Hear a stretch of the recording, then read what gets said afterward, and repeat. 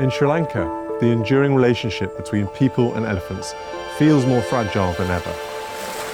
But rangers like Chintaka are working to change that, guiding communities, protecting wildlife, and contributing to scientific understanding of these magnificent giants. පොඩි කාලේ ඉඳලම අපිට තිබ්බා කැලයත් එක්කන් සම්බන්ධතාවයක්. තාම අතීතයේ තිබ්බේ පලිමිනිස් ගැටුම මේ තරම් උග්‍ර ප්‍රශ්නයක් බවට පත් වෙලා තිබෙන්නේ නැහැ.